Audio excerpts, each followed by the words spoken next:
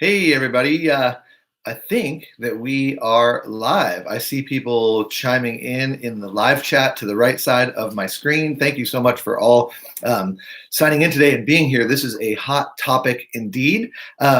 It's not quite 11 yet. I wanted to make sure that our technology works, right? That I have the visual, that you can see me, that you can hear me, that everything sort of all the tech bits on my end and hopefully on your end are working correctly. And so one way that we can help to establish that is that you all can chime in. So I'm going to look at that live chat to the right side of my screen, which is right down there, and hopefully some of you will chime in and say, yes, indeed, you can see me and you can hear me. So we know that when it hits 11 o'clock, which is coming right around the corner here, that all things are working. So I see Sheila Baker chiming in there, looking forward. I'm looking forward to it too, Sheila. Hello. Annette, Pat, thank you. That's the first one. You can see me. Annette can see me. Can you hear me?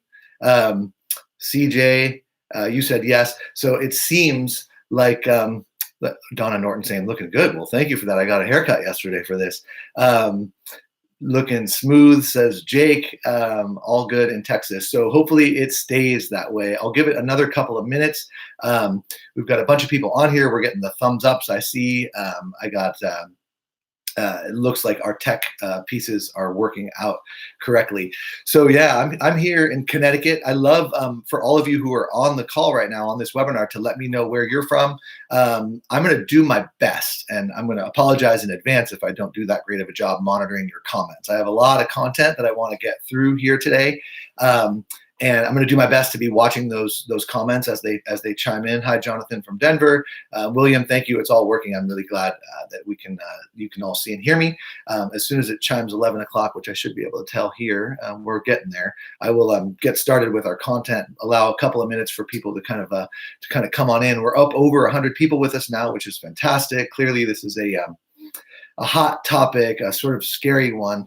It's kind of wild, here we are. I am in Connecticut where we don't yet have any confirmed cases. I'm grateful for that. I have 3 children in the school system. I'm a doctor in the area. So we're all sort of gearing up and prepared. But man, it's really wild to think that it was a beautiful day. I took my dog out for a walk this morning, and it's hard to believe. It's sort of a early spring day here in Connecticut. It's hard to believe that the world, our country, and the whole world is sort of feeling the sort of doomsday scenario upon us. It's certainly, when you look outside at the spring weather starting to come up here, it doesn't feel like we have a global pandemic upon us. Annette says it's nice there. So yes, and like I was saying, welcome to all of you. We're up around 130 people now. It's great. I'm so glad that you all have chimed in, and we are going to get started. I'm getting the confirmations from many people all over the world. Actually, I saw Australia. That's probably the furthest one. Welcome yourself in the live chat there by typing in where you're from. I'll do my best to keep track of that. And now that we are, we are indeed at 11 o'clock. We're going to just get started with our content. Again, thank you all for being here. Thank you so much also to my team. My team came up with this idea just a couple of days ago, and I don't know if you all realize how much it takes to put together something like this, to have a doctor go live on YouTube and get the emails out and put the infrastructure together. Thank you to all of my team. This is just a great treat for me to be able to provide this kind of information, this kind of service to people all over the world. It's just fantastic, the technology. So thank you for all of you who have chimed in and said you can see and hear me. I'm going to trust that that's true. If there's any problems along the way, just let me know and I'll try to monitor the live chat. Hello and welcome. I'm Dr. Joshua Levitt. I am a naturopathic physician here today to talk to you and hopefully maybe quell your fears and help you be prepared for what is looking like a looming global pandemic. The coronavirus, COVID-19, as it's called. We're already in 20. That 19 refers to 2019, which is when it started over in China. The numbers, and I know that all of you are watching the news. I'm sure you're getting information flooding into your social media channels. I do think that it's important that we cover some of the sort of conventional recommendations. I know that most of you, perhaps all of you, are here to talk about the naturopathic stuff, right? The herbs, the nutrients, the foods. I promise you we're going to get to that. But I think just to sort of we got to lay the groundwork here first. And so the groundwork, I'm going to cover sort of some of the mainstream sort of newsworthy elements, bring you you up to date on the statistics, hopefully explain what they mean in words that you can understand, and then we'll get into the juicy stuff, the natural medicine um, uh, treatments and prevention strategies midway through our talk here. So again, welcome everybody. I am in Connecticut in the United States. I know we have people here from all over the world, which is great. Here in the US right now, as of this morning's numbers, we have 126 cases of COVID-19 with 9 deaths, 9 tragic deaths, most of them occurring on the West Coast out in Washington State in older people. Globally, and these numbers are a moving target. You have to realize that. The numbers as of this morning were upwards of 92,000 cases worldwide in over 70 countries with 3,200 deaths worldwide. If you do the math, and we're not going to get all mathy about this right now, but that puts the fatality rate of this illness at 3.4%. If you take the global amount of cases and the amount of deaths, that 3.4% is a big number for a viral illness. It doesn't sound like too many because that leaves 96, 97% people who don't die.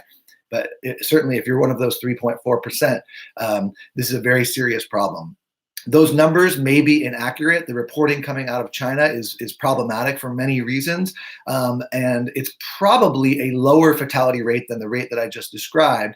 And the reason why is because we are just not good yet at testing. We don't have reliable and efficient testing methodology. So there's probably a lot more cases that have not been tested or verified. And that would mean that there's more cases. The deaths are rather verified, and so that number is probably fairly accurate. So if there's more cases relative to the amount of deaths, we can probably expect that fatality rate, we're going to see that number decrease. But any fatality rate in the 1% to 2% range even is frightening, considering that seasonal influenza, your standard flu, has a fatality rate somewhere around 0.1%. So, just for those of you who haven't looked at your mathematics for a while, 0.1% is 10 times less than 1%. So that means that if this coronavirus kills at a fatality rate of 1%, that's 10 times more lethal than the flu. And if it kills at a rate of 2%, that's 20 times more lethal than the flu. This is a serious infection indeed. It does seem particularly bad for people who are compromised, right? People who have compromised immune systems, who have comorbidities, that is other medical problems, people who smoke cigarettes. And this is actually something really interesting, briefly out of China. A lot of the deaths, most of them are occurring in people that are 50 and above years old. It seems like it's a male predominance, so more men are dying from this illness over there than women. And a very high percentage of men in China smoke cigarettes. That compromises their lung function and causes other immunocompromise outside of the lungs as well. And that may explain why we're seeing higher fatality rates in that population. And I hope that you're getting the message that if you smoke, now is a very good time to stop. Cigarette smoking appears to be one of the risk factors, and we're not going to spend a whole lot of time on that. We're going to get into the juicy natural medicine stuff here shortly, but it is really important to consider the health of the host, and I'm going to really hammer that point down as we go along. Now, inside these numbers, which are frightening and certainly thrown around a lot by the mainstream media, there's good news, and then there's also bad news, and it sort of depends on the vantage point, which way you look at these numbers. Now, it's good news if you were to get a case and you're one of the 80% of people who don't get too sick. I mean, that's a really important statistic here. This virus causes a mild or even asymptomatic, that's no symptoms, illness in 80% of the people who get it. So only 20 out of 100 people get sick at all.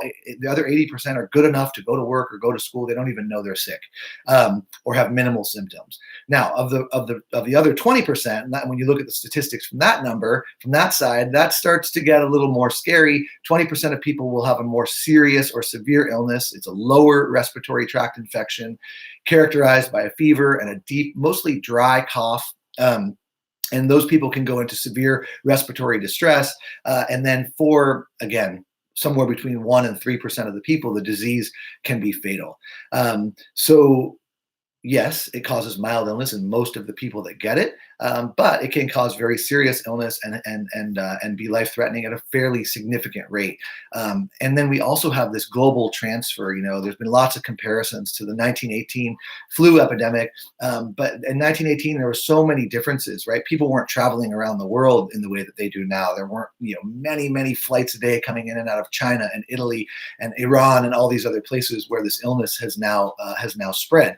So that is a concern for the sort of the speed, the rapidity at which this illness could affect us.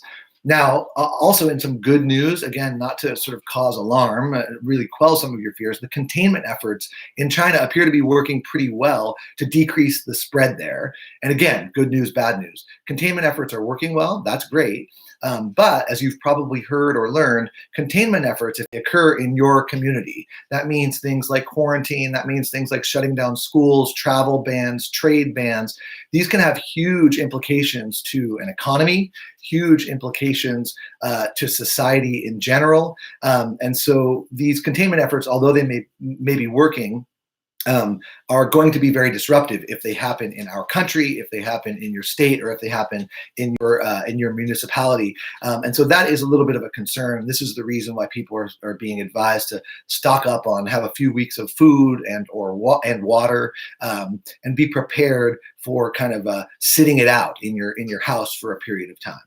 So it's not clear whether or not this coronavirus outbreak is going to turn into a full-fledged pandemic. It depends on another factor. And that number is called R naught, R0. There's a little zero next to the R there. And that describes how many people with R naught means how many people an infected person are likely to infect. So give you some perspective here. These numbers are, again, ever changing. It looks like this illness has an R naught of 2.2. What that means, or thereabouts, is that each infected person is likely to cause infection in 2.2, somewhere between 2 and 3 additional people.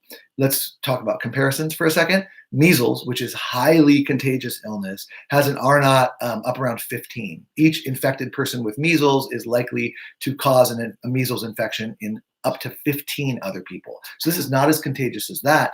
And we're going to come back to the R naught in a minute when we start talking about the natural medicine stuff, which we are getting to, I promise. Thank you all for chiming in. I'm seeing the live chats. It's a lot to keep track of, both the information that I'm providing and the live chat questions. I encourage you all to put your questions in. And what I think we'll do, which I think will work the best for us, is as we move into the natural medicine questions, put your questions in the live chat. I'll get through the content that I have prepared for you, and then I'll take a look back at the questions and answer them as they come in towards the end. So moving right along, there's almost 300 people on this call. It's fantastic. Thank you all for being here.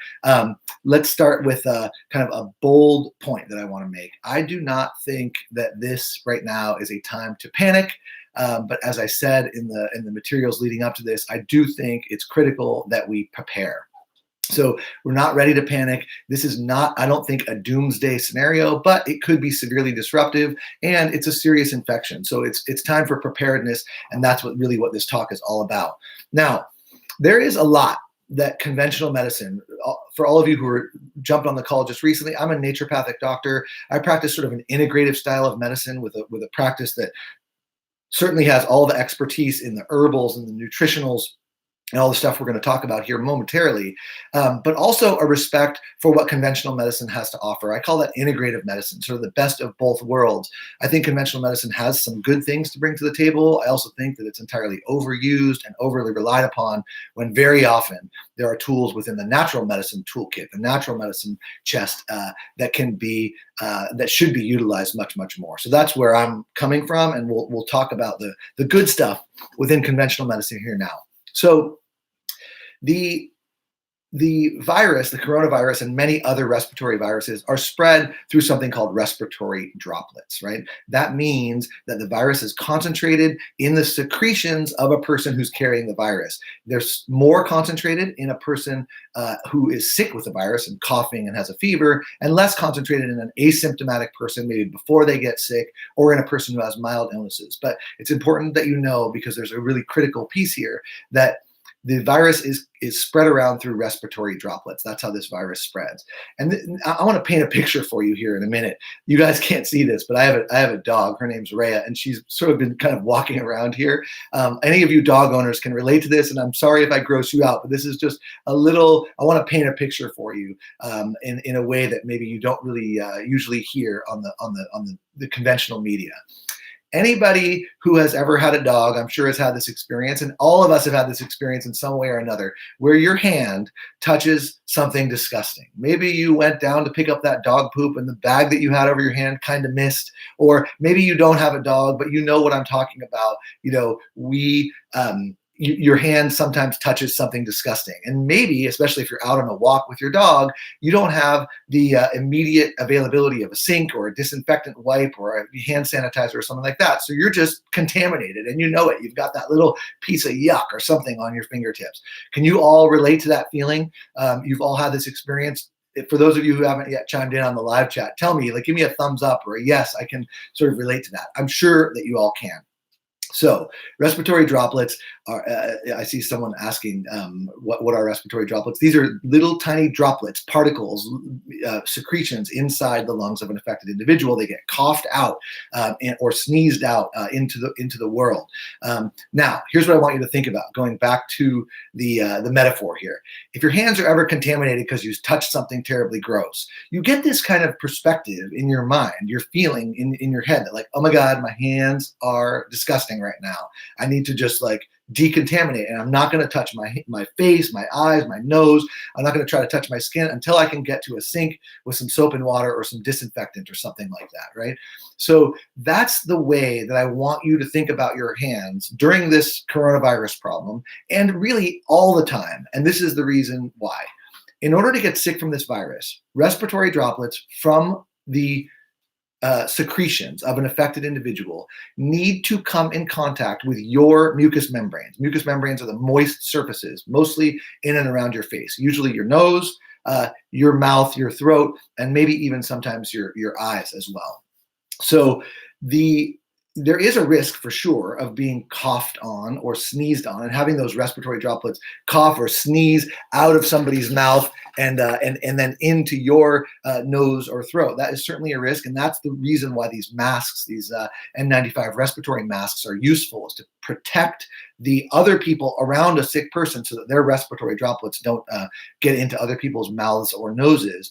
But perhaps more important than that is a phenomenon or something called a fomite, F-O-M-I-T-E. Fomites are surfaces upon which these respiratory droplets can live. So I'm talking about doorknobs and handles and the elevator buttons and all that sort of stuff where people cough or sneeze before you ever arrived, and then you go and touch the respiratory droplets on that doorknob, and then now they're on your hand, and then you rub your eye, touch your nose or your face, and now you can get infected. So it is very important all the time, whether you're trying to prevent coronavirus or any virus for that matter, to consider your hands a contaminated surface in the same way that you would consider them a contaminated surface if you picked up dog poop and a little bit got on your hand. You would just be like, oh yeah, I'm not, I'm going to go wash my hands before I do anything else, right?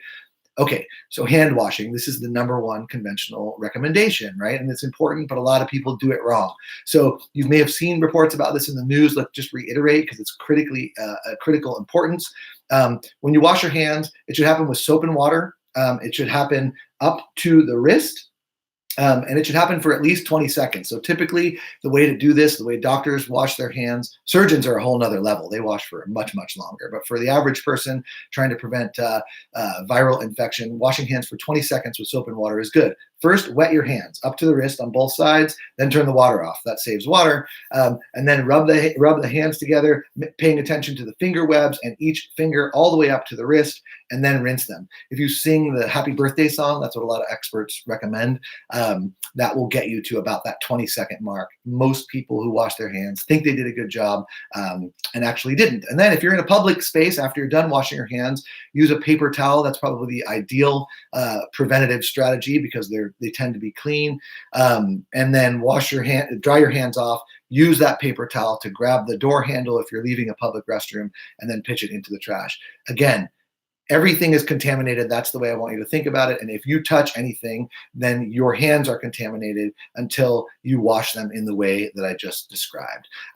So that's that part. The other conventional recommendation that you'll hear a lot that I completely agree with, that takes some getting used to, is about our social interactions, about handshaking, about high-fiving people at sports games and these sorts of things. This is a great way to spread germs. And there are perfectly good ways to introduce yourself to each other, introduce, like I do, to a patient with a good look in the eye, or maybe a nod of the head, or if you want to have some fun with it, a fist bump or an elbow tap or one of these sorts of things, to minimize this hand-to-hand contact, because that's the way that diseases spread. So that's all very very helpful and conventional information. Now, until there is a deployable vaccination for this illness, or a safe and effective pharmaceutical like an antiviral drug, that is about all you're going to hear about prevention or treatment from a mainstream medical perspective. It's sort of frustrating for all of you. I know we have over 300 people here, and I'm sure all of you have been frustrated by the lack of attention to anything beyond just wash your hands, stockpile some food and some water, and don't shake people's hands. Okay, those are great recommendations. But besides that, we're told, we're going to have to wait for probably over a year for a vaccine. And a brand new vaccine is a little dicey for all kinds of reasons. And antiviral drugs, for a safe and effective antiviral drug, we've been working on those for decades, and we don't have a really good track record in big pharma for the development of safe and effective antivirals for illnesses like coronavirus. So I wouldn't hold your breath, pun intended, about that one. And this is an unfortunate thing that the mainstream or conventional media, and conventional medicine, really for that matter, is not addressing this whole universe of options that we are going to talk about now in the natural medicine universe. So right now, we're going to get into all the good stuff, which is what you came here, folks. So I'm going to take a sip from my tea. 1 second. Feel free. My kids got me this cup for Father's Day this year. Strong and beautiful. It's my favorite coffee mug, but I have a mint tea in here today. So now we're going to get in to the nitty gritty. Okay. This is perhaps the most important point that I'm going to make. So I want you all to listen up. I talked about in the email that led up to this, the single most important thing that you need to understand to prevent transmission and to prevent severe illness. And that's the point that I'm going to make now. And then we're going to get into the details here shortly. Every infection, no matter what infection, virus, bacteria, fungus, or in this case, coronavirus, every infection is a relationship.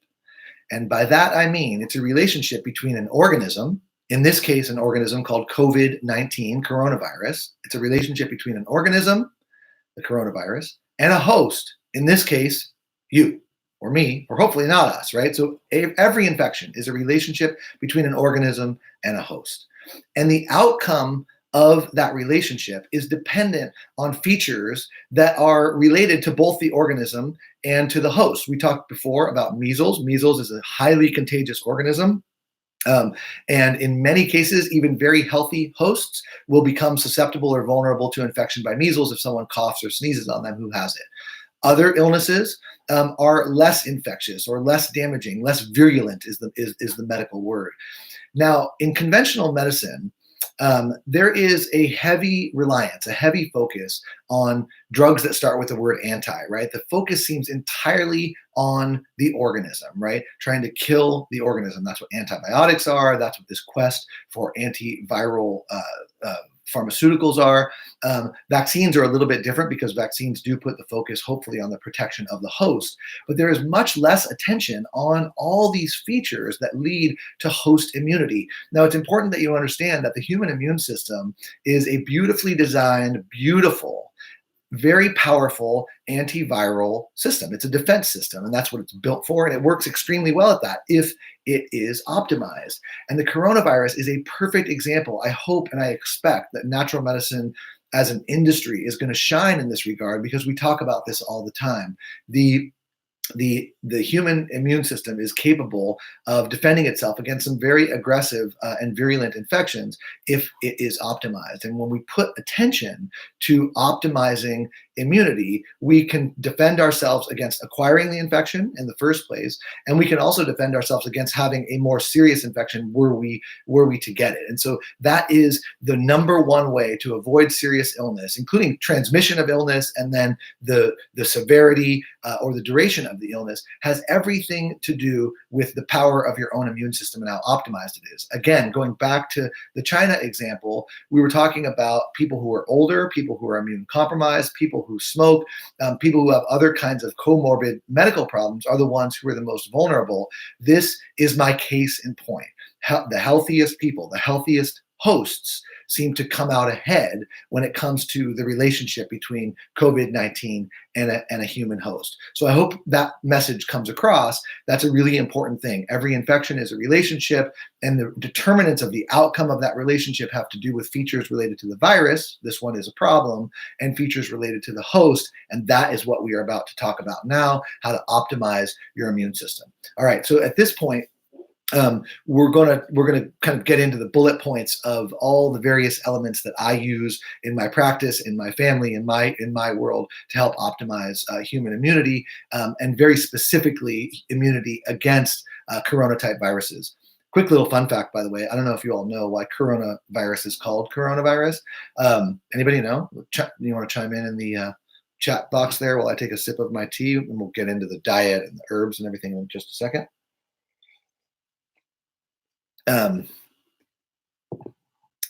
So I see, I'm not sure if people chimed in on that one. The corona in Latin means crown, kind of like the thorny crown, famous. Corona means crown, and this virus, when you look at the electron micrographs of the virus, you see these little spiky things on its surface that kind of look something like a crown. Rich Green, you are right there. It does. Someone commented that it has something to do with the beer. Yeah, you couldn't avoid that one, Karen. Thank you for that. Yeah, funny enough, Corona beer is seeing their sales plummet because people either think it's somehow related. I've also heard people say that they think Corona beer is maybe your best protection against it. But of course, Corona beer is just a name. It has nothing to do with this particular virus. They are unrelated at all. And coronavirus is named coronavirus because corona means crown in Latin. And this virus has this characteristic feature that looks kind of crown-like with those spiky things sticking up. All right, so let's get into the nitty-gritty here. We're talking about how to support the immunity using natural and holistic medicines. It all, not surprisingly, starts with food. That is where we're going to start. The healthiest immune systems are in the people who eat the healthiest foods. So I am an advocate of, and we're not going to talk in detail about food. We have so many other things to talk about, but I'm going to give you the kind of the nuts and bolts, right? The major pieces here. I am an advocate of what I would call a minimally processed, plant-based, anti-inflammatory diet. Minimally processed, plant-based, anti-inflammatory diet. And what that means is eating foods that come from the earth in a minimally processed form. I'm talking about single ingredient foods that don't come in a package or a box with a label on it with a million different ingredients.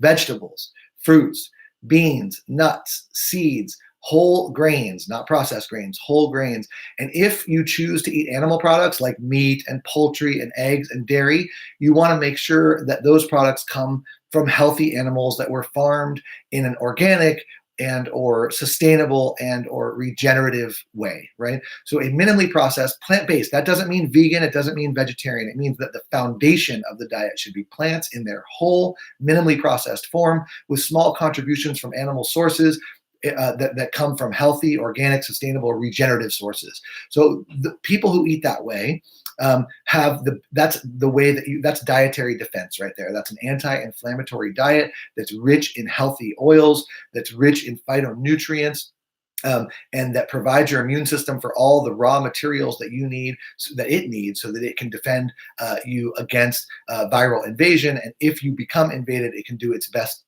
to fight against it. So that's really the foundation, the base of the dietary recommendation.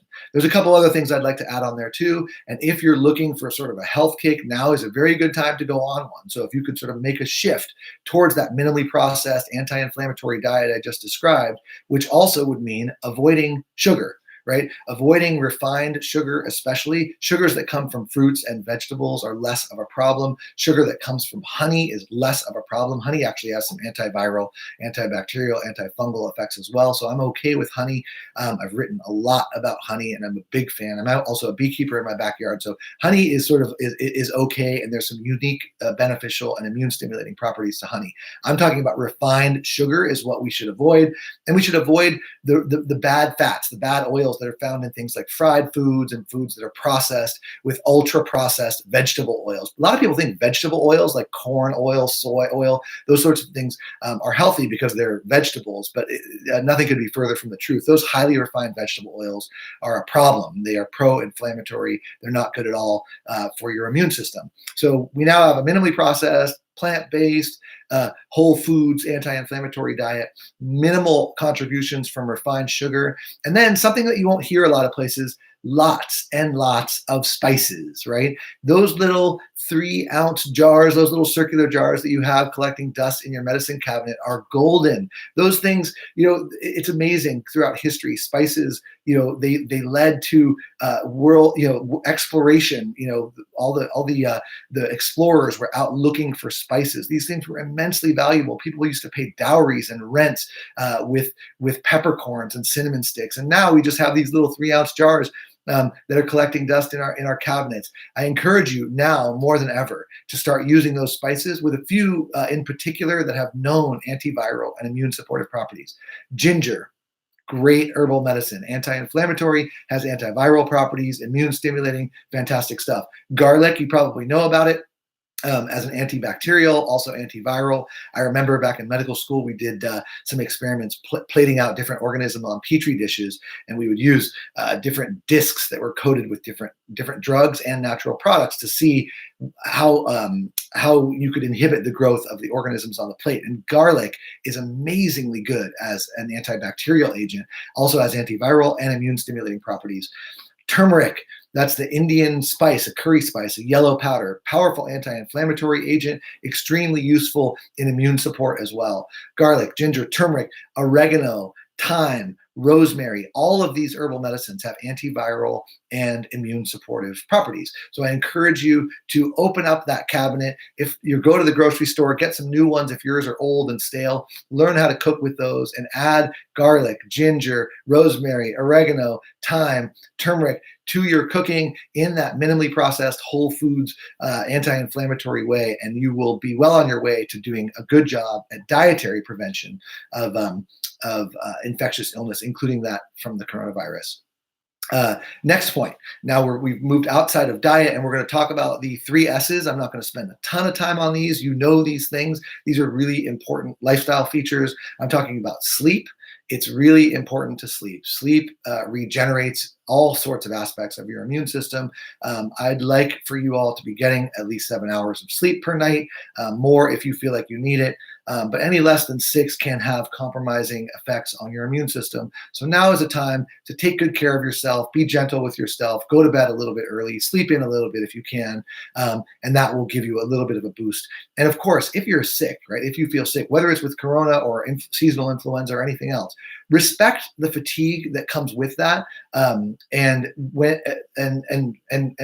let yourself sleep, let yourself nap. Don't just take non-steroidal anti-inflammatories and go off to work or push through. It's important to respect the fatigue and sleep it off. There is a lot of truth to that. Also critical, the next S is that we manage our stress.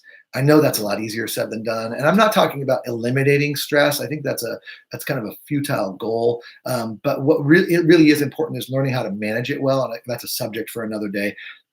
But unmanaged stress or poorly managed stress has compromising effects on your immune system as well. So, and the reason why is because it increases your cortisol level. Cortisol, although it's anti-inflammatory, decreases your immune system's capabilities when it comes to fighting virus. So managing your stress well is really important. And then the third S, which I touched upon above, especially as relates to the high death rates in China, is smoking. There has never been a better time to stop smoking. Smoking compromises lung function, inhibits the lung's ability to fend itself off from coronavirus, and it seems quite likely that we're going to see increasing amounts of data that smokers are much more vulnerable to serious illness and or death from this particular coronavirus. That certainly seems to be the case in China, and I expect that we'll see similar numbers here in the U.S. as well. So don't smoke. Newsflash, that's not good for you. Okay, now I'm going to take another sip of my tea, and we are going to get into some specifics about nutrients, vitamins and minerals, and herbal medicines. I see that somebody asked a very good question, and I'll talk to my team about the answer to this question about getting this information in writing. I do have some notes that I made in preparation for this, and I'm happy to share those notes. That was Richard, you asked, and we'll do what we can to reach back out to you via email to communicate, help answer any of the questions that didn't get answered today, and I'll have my notes made available as well. I'm happy to share those with you. Okay, if there was a time during this presentation where you would want to get a pen, even though I just told you I'll share my notes with you after the fact, this would be the time to get a pen and take some notes. I'm going to move through the natural medicine ingredients. If someone were to ask me, and someone has, if I was going to put together a formula, for prevention and or treatment of coronavirus, what would be the ingredients in that herbal formula? You see these multi-parted herbal formulas. You look on the back and there's vitamin this and mineral that and herbal this and herbal that. I do a lot of formulations and these sorts of things. And so I would take the following list, and this is what I would put into a formula that I would believe would be useful based on my knowledge and the science about COVID-19 and coronaviruses in general. These would be the ingredients in that formula. Now, caveat here: when you go out into the world, into your health food stores or your vitamin shops or these sorts of things, you'll probably find bits and pieces of the various ingredients. Some of them come single, some of them come in combination. So I'm going to give you kind of an overarching view of the nutrients and herbal medicines that have demonstrated to be useful for optimizing immunity in the face of coronavirus. And then I'm going to have you out there. I'm not going to make any specific product recommendations. That's sort of beyond the scope of this, but we'll talk about each ingredient, the relative doses, and whatnot. So here we go. The first nutrient starts with the letter A. That's vitamin A. Vitamin A is a critical nutrient that it comes in two forms. I'm going to talk to you a little bit of background of each of these vitamins.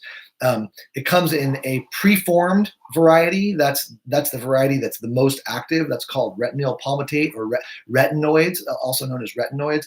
And that's the more potent form of vitamin A. It's preformed. It's already where it needs to be. There's also a form of vitamin A that's pre-vitamin A, and you've probably heard of carotenes, beta carotene. These are things that are compounds that are found in orange vegetables, squashes, carrots, that sort of stuff.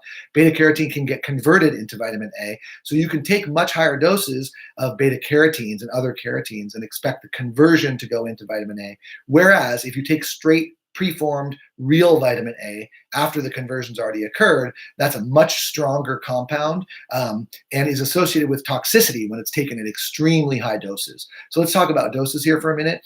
Preformed vitamin A is a very powerful immune stimulator, and it is useful in both the treatment and prevention of viral infection. On the prevention side, before a person gets sick, it would be reasonable to take somewhere in the neighborhood of 5,000 to 10,000 international units, IUs, of preformed vitamin A sort of during the course of this outbreak. Let's say, your town, your state, your city gets affected, and you're kind of like in that scary mode for 3 or 4 weeks. It would be reasonable during that time to avoid infection to take 5,000 to 10,000 international units if you're an otherwise healthy person. If you were to get infected with any kind of virus, including corona, but this also applies to influenza and others, it's safe to take much higher doses of vitamin A, preformed vitamin A, up into the 100,000 international units range for short periods. So don't misunderstand me here. 100,000 units of vitamin A is safe for about 3 days, would be probably an upper limit there if you are actively sick. Okay, so 5,000 to 10,000 units per day for a few weeks to prevent. Up to 100,000 units. 50,000 is fine if you want to kind of split the difference there, if you are actually sick. So that's preformed vitamin A, and then there's no limit to the amount of carotenes that you can take. I encourage you, squashes and carrots and all the orange vegetables. There's no real upper limit there. One caveat on vitamin A is that it can cause liver toxicity at high doses. So if you have liver problems, if you drink too much alcohol, if you have other reasons to have liver disorders, you should not take high doses of vitamin A, or at least you should consult with your physician beforehand. So that's vitamin A. The next one is vitamin D. Vitamin D is a critically important immune nutrient. It's important for all kinds of things, including your bones, and for this presentation's purposes, your immune system. Part of the reason why the wintertime is a problem for viruses may be because most of the vitamin D comes from the sun that we get, and we don't see as much sun, especially in cold places like here. And so for the purposes of prevention, I like people's vitamin D levels to be measured. And if you can do that, that's great. And you want to get your number on that lab test, which is called 25 hydroxy vitamin D, into the range between 40 and 60. That's where I'd like to see that. And to get there, that usually requires somewhere in the range of 2,000 to 4,000 international units IUs of vitamin D. So if you're not getting a lot of sun and you haven't had your vitamin D measured, or you don't have access to that, it's safe and reasonable to take 2,000 to 4,000 international units of vitamin D per day, and that will go a long way to improving your immunity in the wintertime for protection against viruses. The next one, and I see a lot of people asking about this one, we're talking now about vitamin C. I probably went out of order. I should have gone A, C, D, but I went A, D, C instead. Vitamin C, long been studied as an immune supportive aid, both used orally, that is into the mouth, and also intravenously. I see people making comments that, yes, indeed, there are studies going on in China right now about the intravenous IV administration of vitamin C. I'm not recommending that now. That's sort of something that needs to be done with medical supervision, although that is something that is being done, especially for people who are severely ill. Vitamin C probably has some use intravenously in a hospital setting for people who have sepsis from coronavirus, and that's what they're studying it for in China right now. But for the rest of us who aren't in the hospital, thank goodness we're not, and are interested in using vitamin C for prophylaxis, for prevention, 1 to 3 grams a day is probably reasonable for prevention. That's 1,000 to 3,000 milligrams. And if you get sick, I would bump that up as high as you can go, up to 10 grams a day. And be cautious, because at very high doses, vitamin C can cause loosening of the stool. So increased bowel movement frequency, maybe even some diarrhea at doses like that. So I often say when people are sick with viral infections, increase the vitamin C levels, TBT, to bowel tolerance. So get as much as you can without causing the gastrointestinal side effects. And that can go up to 10 grams per day. Buffered vitamin C, often in a powdered form, tends to be a little easier to get down and better tolerated on the GI tract. Another big one is zinc. Zinc is a mineral. Zinc has been studied against coronaviruses. It's a big family of viruses. I'm not sure we have any data at this point against COVID-19, but there may be some carryover. Zinc is useful at shortening the duration of common cold infections at significant doses, 75 milligrams per day, usually in a chelated form or zinc gluconate.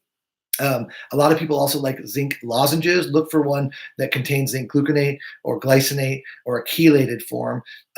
One problem with zinc to look out for in preventative doses, by the way, forgive me, dosages, 15 to 30 milligrams a day for prevention and up to 75 for treatment. The downside of zinc is that it makes a lot of people nauseous. So if you take too much at one time, you can get nauseated. So if you want to take 50 or 75 milligrams a day, divide it out and take it with food, and that will decrease the risk of getting nausea from zinc. It would definitely be an inclusion in a formula for coronavirus for sure. 2 more things in the nutrient category, and then we're going to get into herbs. N-acetylcysteine. You can abbreviate that NAC, NAC, we call it for short. This is one of my favorite nutrients. N-acetylcysteine is an amino acid, a variation on a naturally occurring amino acid that has been studied for the prevention of viral respiratory illnesses and also for the treatment of illness when it involves mucus consolidation in the lungs. N-acetylcysteine is a remarkable compound. It does so many things, but it's especially useful in the respiratory tract.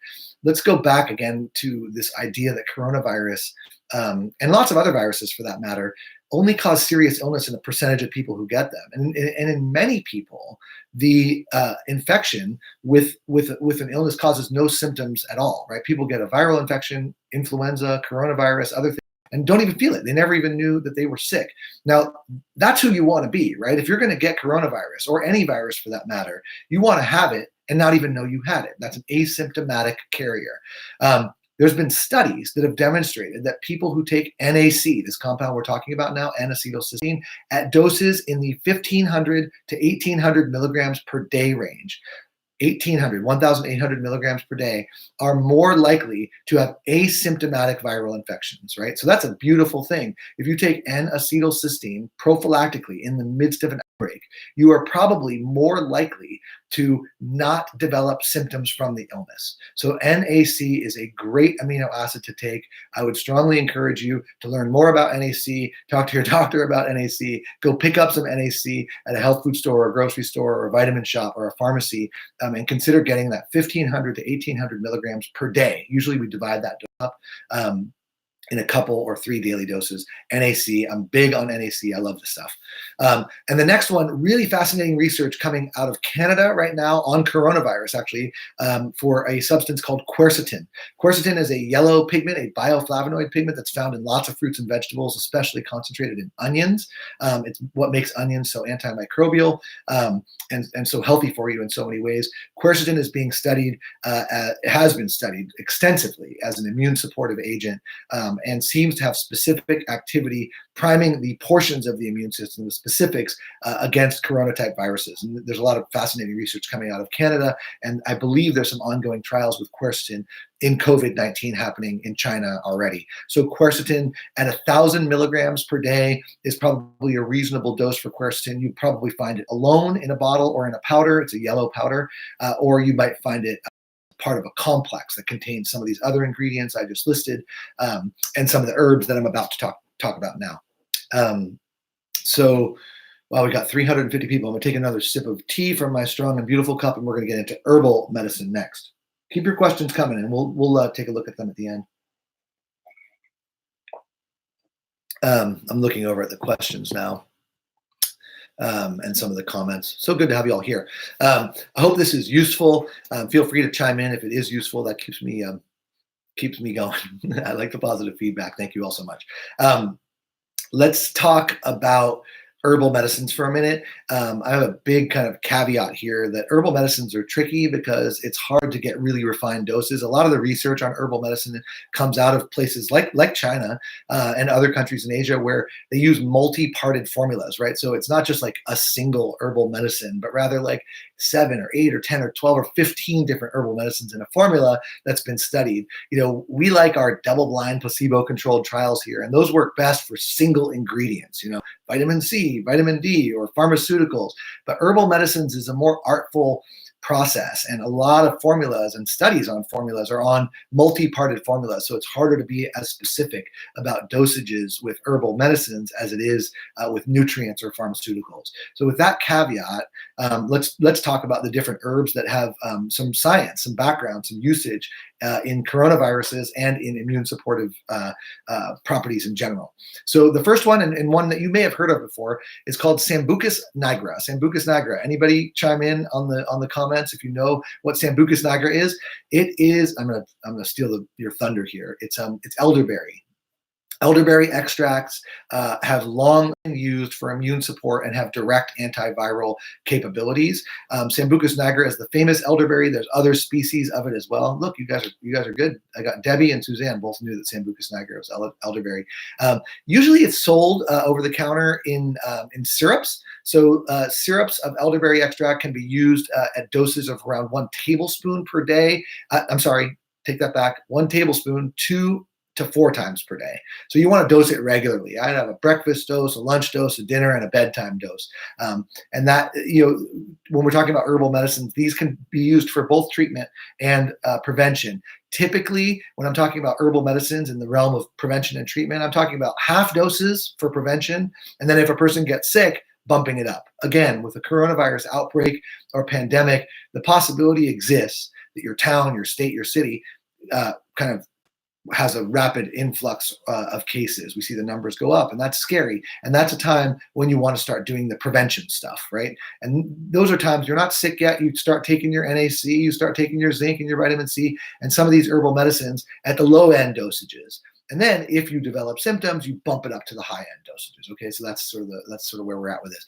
Elderberry, anywhere between a tablespoon 2 to 4 times daily. Another herbal medicine, here's a big challenge. Anybody know what this one is? This one is called Scutellaria bicalensis. I'll wait just 1 second and see if any of you smart herbal medicine people know what Scutellaria bicalensis is. This herbal medicine, I'll give you the common name in a second, has been studied in China in test tubes against this coronavirus, along with a few other herbs that are on my list to come in a second. A typical product of Scutellaria bicalensis might come in a capsule. You might see 350 to 500 milligrams of a dried herbal extract. If I had a 350 to 500 milligram capsule, I would use that at doses of probably 2 capsules twice daily, and that would be, I think, a good sort of prevention dose. And then I bump that up maybe to 4 times a day if I or one of my patients or someone I knew got sick. So that's Scutellaria bicalensis. Let's see. Oh, Debbie, you are good at the herbal medicine. She got it. It's skullcap. This is the bical skullcap, Chinese skullcap. It's a garden plant named Scutellaria bicalensis. There are some in vitro studies on Scutellaria skullcap for coronavirus coming out of Asia right now. The next plant is called Andrographis paniculata, and this one just has a long. It doesn't have a common name other than Andrographis. Andrographis is another herbal medicine that has antiviral activity and immune supportive activity. A lot of attention in the herbal medicine community on Andrographis right now because there's these components inside Andrographis called andrographolides. Andrographolides are the ingredient, the compound inside this plant Andrographis that seem to have the most potent antiviral and immune stimulating activity. You're looking for the research is done around 50 to 60 milligrams of andrographolides per day. Of course, the whole plant isn't made of those. So you might find an extract that has 500 milligrams of andrographis and 10% of it is andrographolides. That would put you at the 50 milligram range. Does that make sense? Hopefully. Next plant also starts with A, another long herbal medicine plant. This is astragalus. Astragalus is a famous Chinese medicine used for so many different conditions. It's an adaptogenic herb, but it's very powerful herbal immune stimulating agent. And there's plenty of data that demonstrates that taking astragalus, on a regular basis decreases the likelihood of developing an infection. So look for a product that contains a standardized extract of astragalus. And look for dosage in the range of 2 grams daily. That's 2,000 milligrams. That's astragalus. Next on our list, we are talking about cordyceps. Cordyceps is a mushroom. It's a medicinal mushroom, and it's not the kind of mushroom, not the button mushroom. This is a medicinal mushroom. You'll typically find it. You would find it in Asian markets in its dried form. You can certainly look for it. It's fantastic. I'm sure they're selling out of it now. And you'll also find it in capsules from the mycelium dried, powdered, and put inside of a capsule. A gram of cordyceps, that's 1,000 milligrams, is 1 gram. Daily would be a reasonable dose of cordyceps. It's a really unique mushroom, which has a tendency, a disposition, you might call it, for improvements in lung function. So cordyceps is a mushroom that's getting a lot of attention in the herbal medicine community now because it's immune supportive, has antiviral capability, and it seems to have a predilection for improvements in the lungs. We use it a lot in lung infections, and it would be a go-to herbal medicine for coronavirus.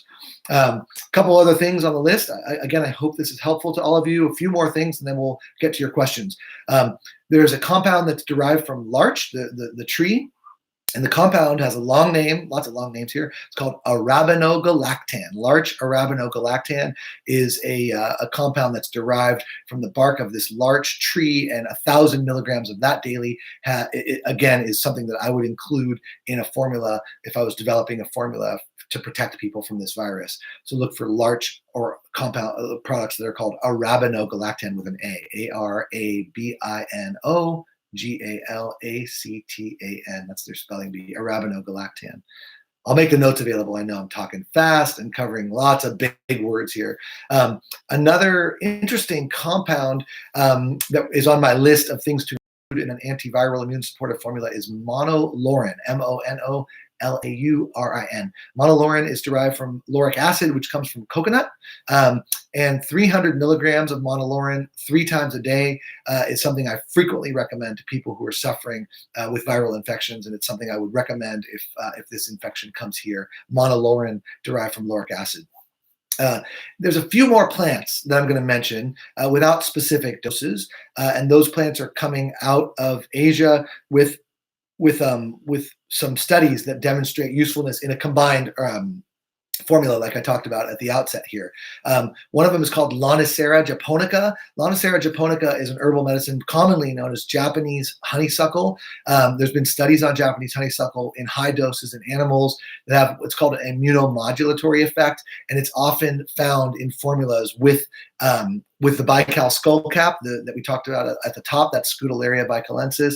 It's often found in formulas with the next herb on my list, which is called Eupatorium. We call it bone set, and bone set is also immunomodulatory. So you'll see Japanese honeysuckle, bone set, and also an herbal medicine that you know as a garden plant. Forsythia also shows up in these Chinese medicine formulas, which have been demonstrated in vitro in test tubes and also in animal models to be useful against viral infection, including corona. So those look for Chinese medicine formulas from reputable sources that contain Japanese honeysuckle, Lonicera, Eupatorium, Forsythia, and skullcap. Those are all great and useful herbal medicines that I want on hand if an outbreak were to occur here. It'd also be a good idea to drink a lot of green tea. Green tea has a compound inside of it called EGCG, and EGCG is great stuff for immune systems and its defense. So if you don't drink green tea, I suggest you start. It's an excellent compound for your immune system as well. And then last on my list, I would probably put a formula together that contained a little bit of propolis. Propolis is this sticky stuff. I told you at the beginning, I'm a beekeeper. I have a beehive in my backyard. I love the honey. But propolis is this sticky stuff that the bees use to kind of bind the hive together to block out light, and it's powerfully antimicrobial.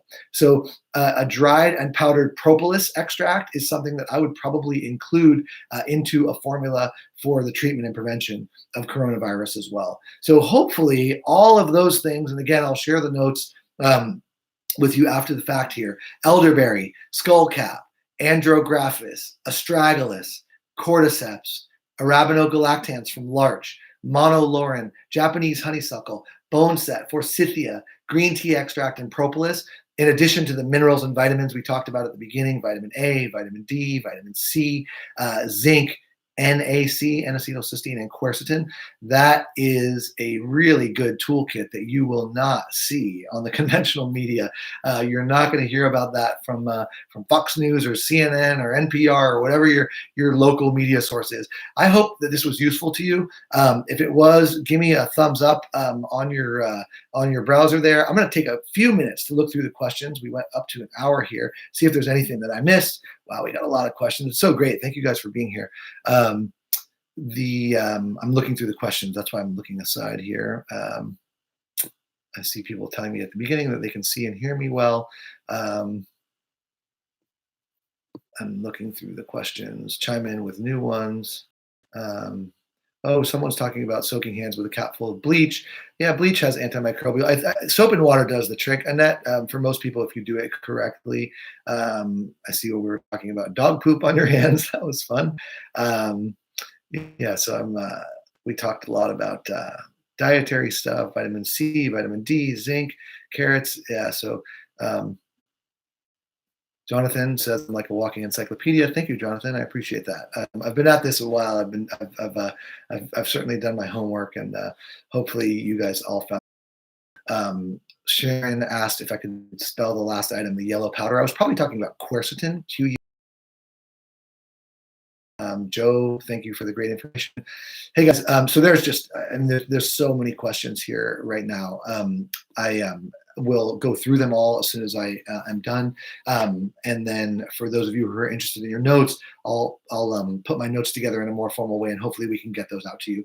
I hope this was useful. I think that we don't need to panic. I do think that we need to be prepared. And I'm very, very confident that this is not going to be a doomsday scenario. It's likely this thing's going to continue to spread throughout the world. I'm concerned about it. I think we all should be, but I'm also very confident that a healthy host who utilizes the kinds of interventions that we just talked about on this call today is going to be at the front of the pack. You know, if you think about the way that like an animal, like a cheetah or a leopard, you know, they catch the weakest antelope, the slowest antelope. You know, you don't want to be the slowest antelope, the weakest antelope in this situation. The coronavirus acts much the same way. It seems to attack those who are the least prepared to defend themselves against it. And so those of us that are at the front of the herd, so to speak, that are healthy because we exercise and we eat well and we don't smoke and we fuel our bodies and our immune systems with good food and good nutrients and good herbal medicines, that's the kind of stuff that puts us at the front of the pack. And at the front of the pack, it's a lot safer up there. So let's all band together here, kind of like, you know, pass this information along to others. Feel free to share it. That would be great if other people kind of could make use of this information. It was a pleasure to be with you all today. Thank you so much for chiming in. This was just fantastic success. I'm amazed that we had over 300 people the whole time. It was a pleasure. I'm going to go nurse my voice and drink a little bit more tea, and I will see you guys all again soon. Oh, one last thing. If all of you who are on here today found this useful, I'm going to keep track of the comments. You know, I do a lot of things both in my practice and here online. I write, I consult, I have a newsletter. If you are interested in any way in sort of being involved, hearing from us or me again, if we do another thing like this about a particular disease, or to subscribe to my newsletter, let me know about your interest. Register your interest. You could write something simple like "I'm in" or "yes" or something like that towards the bottom of the comments if you want to stay dialed in, because I think this is just a great venue, a great platform, a great way to share information with you. And so if you are in, I'm in too. Put in the comments section at the bottom that you're in, and we will have you on a special list of people that we will stay in touch with. Take good care, everybody. I hope you enjoyed this. It was a pleasure to be here with you. Bye-bye.